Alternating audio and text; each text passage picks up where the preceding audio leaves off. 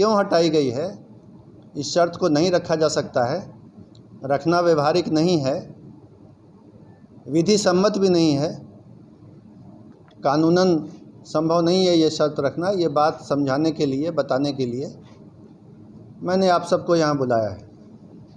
और इसमें सबसे पहले ये समझने की बात है कि भारत का जो संविधान है उसका अनुच्छेद 16 आर्टिकल 16 बिल्कुल स्पष्ट है।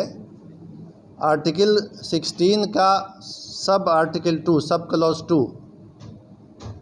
वो ये कहता है, मैं पढ़ के सुना देता हूँ।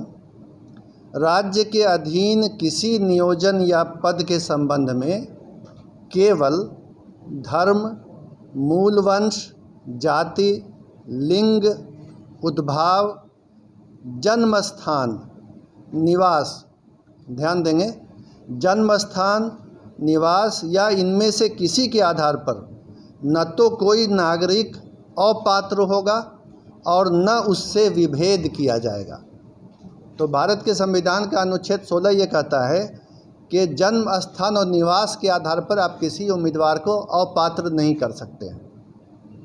ये नहीं कह सकते हैं कि किसी राज्य से बाहर अगर किसी का जन्म स्थान या निवास है तो वो इस चयन प्रक्रिया में पात्र होने के लिए अपात्र है, अयोग्य है। ये नहीं किया जा सकता है। अगर ऐसी कोई प्रक्रिया चलेगी तो वो गैर कानूनी भी होगी और असंवैधानिक भी होगी।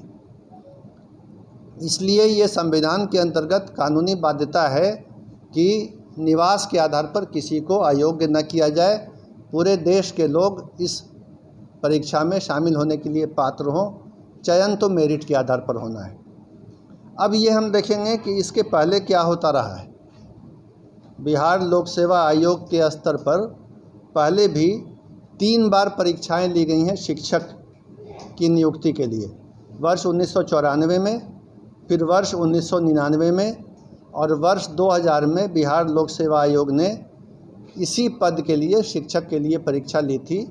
और तब भी यही नियम था उस परीक्षाओं में भी कि देश के किसी भी भाग का नागरिक परीक्षा में भाग ले सकता है और चयनित हो सकता है। और इसके आलोक में ही पहले चयन हुआ है।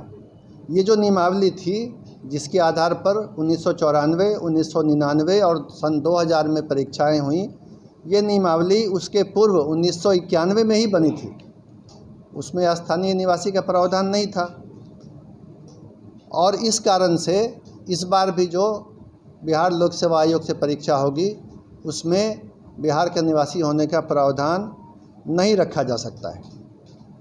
इससे पहले, इसके बाद जो वर्ष 2012 की नियमावली बनी थी उसमें भी जब चयन हुआ, हालांकि उसमें स्थानीय निवासी होने का प्रावधान नहीं था, लेकिन उसके बाद भी चयन हुआ तो 1,68,000 रिक्ति के विरुद्ध जो नियुक्ति हुई तो राज्य के बाहर के मात्र 3,413 अभ्यर्थी चयनित हुए। यानी 1,68,000 में सिर्फ 3,000 से कुछ अधिक राज्य से बाहर के थे और बाकी सभी जो थे वो राज्य के अंदर के थे। तो इससे ये पता चला कि अगर ये नियम रखा भी जाता है कि राज्य से बाहर के अभ्यर्थी पात्र होंगे तो उनकी किसी भी संख्या में, अधिक संख्या में, या जिसको अंग्रेजी में सिग्निफिकेंट नंबर कहते हैं, किसी विशेष संख्या में चयनित होने की संभावना बहुत कम है। ये बात भी शिक्षा विभाग ने पता कर ली है। अन्य राज्यों में, पड़ोसी राज्य